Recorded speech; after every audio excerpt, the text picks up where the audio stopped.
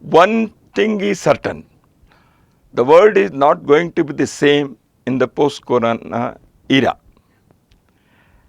and the humankind will have to revisit its lifestyle and other things. The entire humanity will have to again re-examine what they have been doing all these years, how they have been living, whether these things are going to be sustainable one. Already the answer is no. So that's why they will have to accept new ways of life. I do not say that everything will be discarded. The yesterday is gone and the tomorrow is a new.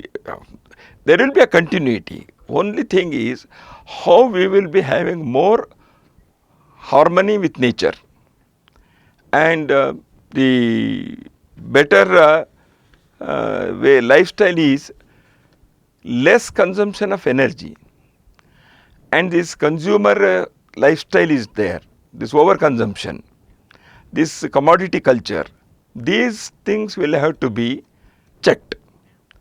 So this is being told in last 20 years after the liberalization, privatization, globalization era started. Many people, right thinking, well meaning people, they have been advising on the basis of their wisdom and experience that this lifestyle is not going to be a sustainable one. But the mankind had entered into that. I think there was a need for a crisis in order to change the course, and that has happened now. Fortunately or unfortunately, now the mankind is compelled to choose its new ways. Now, having said this, I would say how it is going to happen. See, all technology we cannot totally discard. Anything is technology. So, what type of technology you want? That's why the appropriate technology Schumacher had written decades back. So, the appropriate technology is, one thing is local, another thing is it should be harmonious with nature, and third thing is it should be less energy consuming. So, such technology we will have to adopt. Deendayal Upadhyay ji said the technology that we adopt should be answering to three aspects or three questions. One is economy, another is ecology, and third is ethics. What is economy? The questions of economy is the technology that we should adopt should not take away the work from the hands of the people. You should give work to the hands of the people. The hands and minds of the people, human beings, if they are rusted and you produce things through only technology and machine, then the man gets reduced to a machine. So that's why you have to give work to hands. Another thing is it has another danger, that is of unemployment. So that is why technology should not create unemployment, it should create employment. It should give work to hands. Such a technology, then economy will be assured. The second thing is ecology.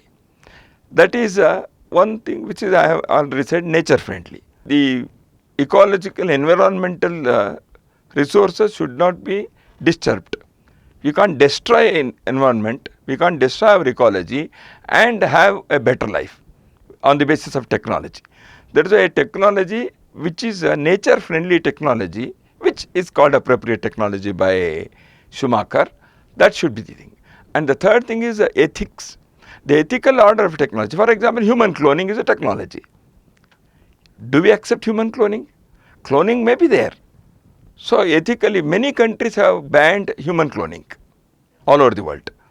So like that, the ethical input into technology is a thing that we have to practice.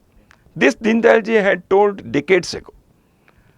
So that is the Indian way of thinking, how technology should be developed. For this, research is required. Intelligent minds will have to come together and they will have to work upon it, because it is not that easy said and than done.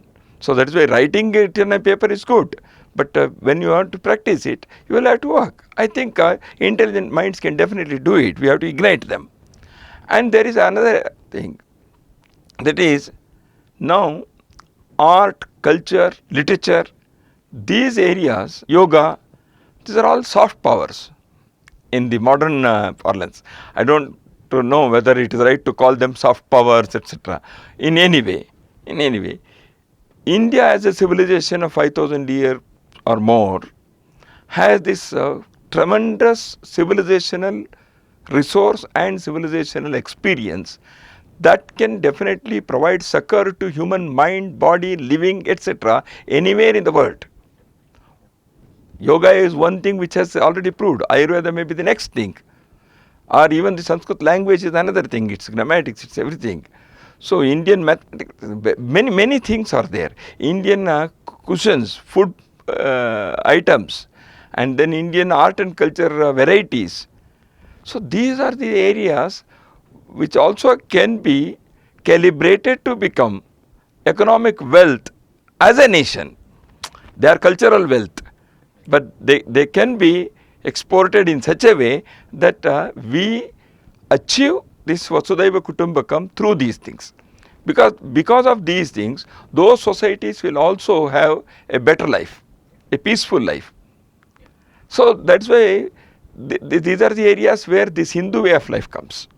So this is, whether it is Hindu way of life or in what way name it should be called, it is a different thing.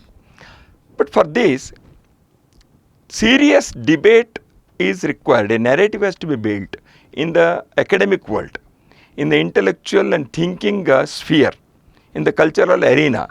These things will have to be discussed at length.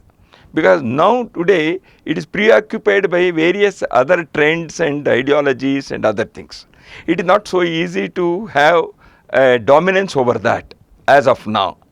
But definitely India's Hindu way of life, that is Ishavasya sarvam yatkincha jagatyam jagat, or Swadesho bhuvanatrayam, or our approach to environment, or our approach to flora and fauna, or our way of the spiritual democracy that we have practiced for millennia here. So these are the areas which I call it Sanyogi Ave. Sanskrit, Yoga, Gita, Ayurveda, Veda. So this Sanyogi Ave can become the mantra for the humanity. So that's why I think these are the areas where we can definitely, in this context, I would like to quote Swami Vivekananda and Maharshi Aurobindo, etc. They have told umpteen number of times about the future leadership is going to be India's leadership. This is what Maharshi Aurobindo has also pronounced, Vivekananda also declared. A number of times you have heard. But I am going to quote two Westerners, Western thinkers. Arnold Toynbee, he said it is becoming increasingly clear that this chapter that had a Western beginning will have to have an Eastern ending if the humankind is not to end itself in self-destruction. And that Indian way will be the savior of humankind. This is what Arnold Toynbee has clearly said years ago.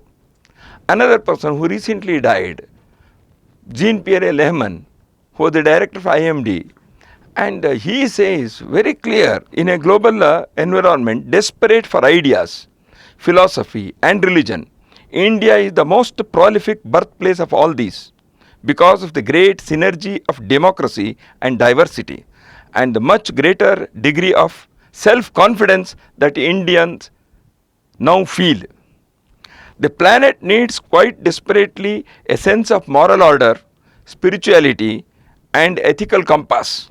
The Indian religious and philosophical traditions can provide a great deal of all these. So the thinker, the thought leaders of the yesteryears had already predicted that the Indian way of life, the Hindu way of life, the Bharatiya approach can definitely provide the succor to the that's why he said the moral and ethical order, the philosophical traditions.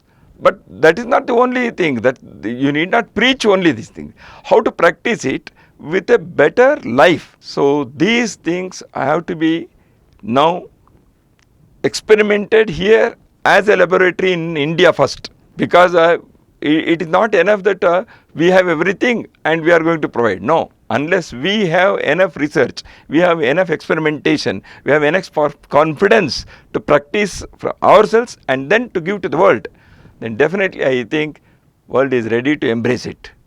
That day will come.